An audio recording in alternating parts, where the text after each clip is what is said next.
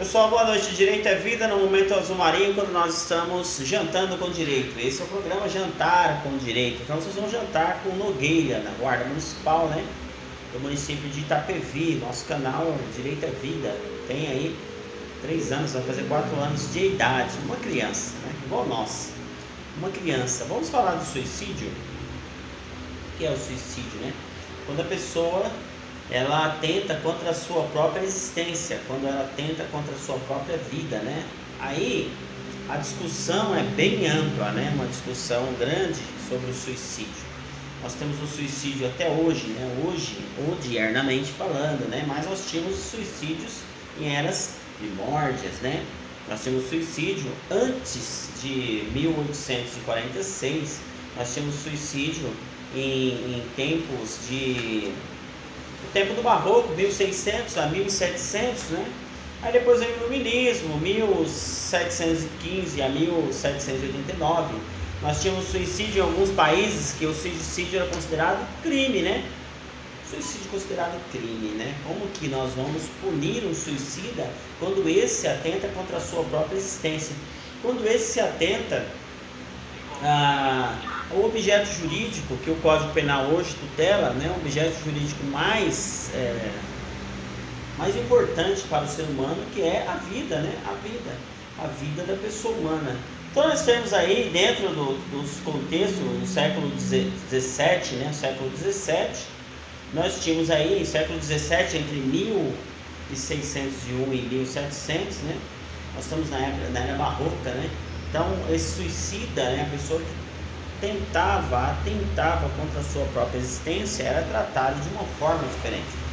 Não só o suicida como recebia esse tratamento diferenciado quando ele atentava contra a sua própria vida, em alguns casos, em alguns países, o suicida ele deixava uma herança, né, uma herança ruim para os seus parentes, né? Então, esse suicida, né, os parentes do suicida eram condenados a perder todos os bens que ele tinha adquirido em vida. Então, isso era um castigo. Então, havia-se uma sanção para a família do suicida. Em alguns países, em alguns locais, né, nós tínhamos uma sanção para o corpo do suicida. Nogueira, mas o corpo do suicida, o objeto material, né? O objeto jurídico que o Código Penal tutela é a vida da pessoa humana, né? Vida da pessoa humana. Mas e após essa morte dessa vida da pessoa humana, Nogueira, né? Quando ele atenta contra a própria vida, nos sobra o objeto material. Aí você vai falar assim, mas que objeto material é esse? O corpo, gente, né? O corpo, aquele que você coloca dentro da cova lá, né?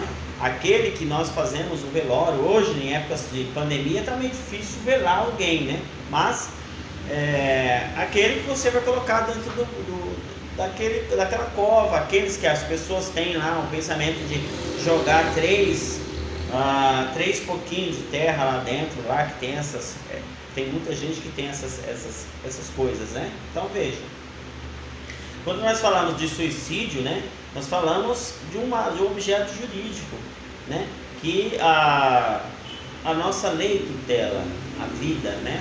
A vida da pessoa humana. Quando você fala em suicídio, a pessoa atenta contra a sua própria vida, né? E ela vai sobrar ali, vamos falar sobrar? Vamos. Vai sobrar o objeto material, que é o corpo. E às vezes, em alguns países, em 1600, em 1700, época barroca, ou em eras do Iluminismo, quando nós estamos pensando na inteligência cognitiva do homem, quando o homem acorda, o Iluminismo, né? Nós temos a época da escuridão, né? Nós temos a época da escuridão, né? Épocas bem primórdias, lá antes de Cristo, depois de Cristo, algumas situações, né? E depois nós vemos para a época do Iluminismo, a época que o homem começa a pensar, a época que começa a aflorar esses pensamentos no cérebro do ser humano, né? O ser humano começa a falar sobre isso, a atentar sobre essas situações. Então havia alguns lugares, né, que essas pessoas que tiravam a própria vida, elas eram condenadas aí, as pessoas não, né, o corpo era condenado a a ser esquartejado o corpo, ser esquartejado, que é o caso, se nós pensarmos aqui, o caso Tiradentes. Mas Tiradentes não foi suicídio, Nogueira. Não foi suicídio, né? Tiradentes foi enforcado. Porém, o que aconteceu com o objeto material, o corpo, né? Foi repartido em partes, né, onde foram jogados em alguns lugares, né? Então nós temos aqui dentro da história, né, alguns fragmentos, né, sobre o suicídio, né? Fragmento. Jamilson, 2002, comenta que as atitudes da sociedade, como são captadas em suas literaturas, leis e sanções religiosas, fornecem uma janela para as nossas relações coletivas ao auto-assassinato. Então ele fala em auto-assassinato. Aí nós temos o Durkheim, Karl Marx, né?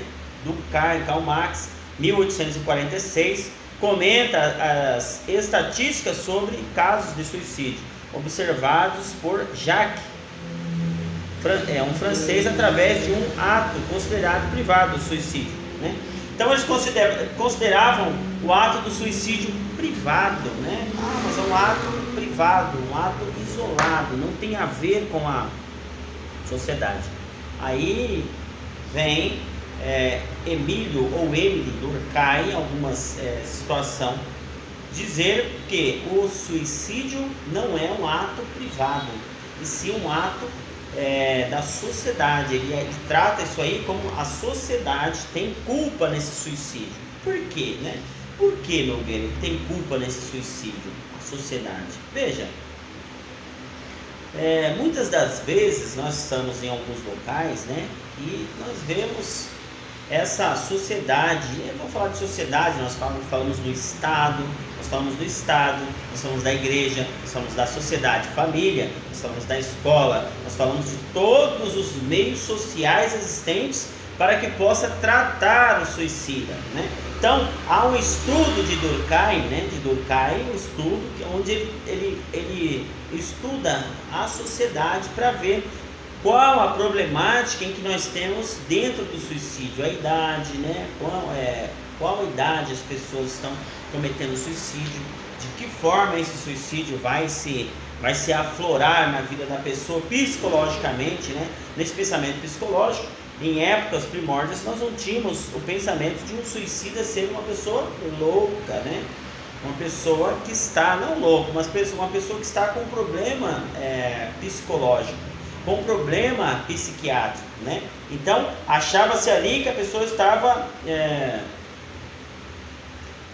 tomada por um espírito mal, né? Então, o espírito mal, tomada por um espírito mal. Se ele está tomado por um espírito mal, né, esse cara não pode viver em sociedade. Então, havia ali um tratamento diferenciado dessa pessoa, muitos tratamentos de gelo, tratamento com choque no cérebro, tratamento de amarrar, amordaçar, e N atrocidades eram feitas com uma pessoa que eles achavam que estava com pensamento de suicídio, né? Estava tomado por maus, né? Aí nós vamos falar nos maus. Então, aqui, né?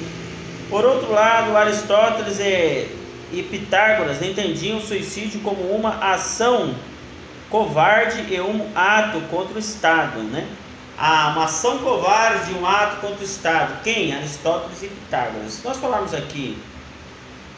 Nota-se que a história da humanidade, as atitudes em relação ao suicídio se acirraram após o cristianismo.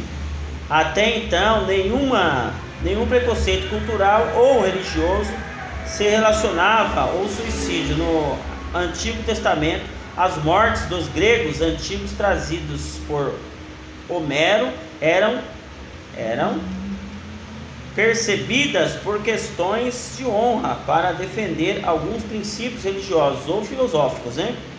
Sócrates é um exemplo clássico que bebeu cicuta, né? Sócrates, né? Então, filósofo, né? Esse filósofo Sócrates que bebeu cicuta. Aí você fala, Sócrates, ele é o quê? Sócrates é um exemplo clássico que bebeu cicuta para não abrir mão de suas verdades, né? O suicídio já vem daí, vem. E a psiquiatria vem de muito longe, né? Então o pensamento de nós termos psiquiatras veio de muito longe. Vamos encerrar o vídeo e começar outro, né? Vamos encerrar esse vídeo e começar outro.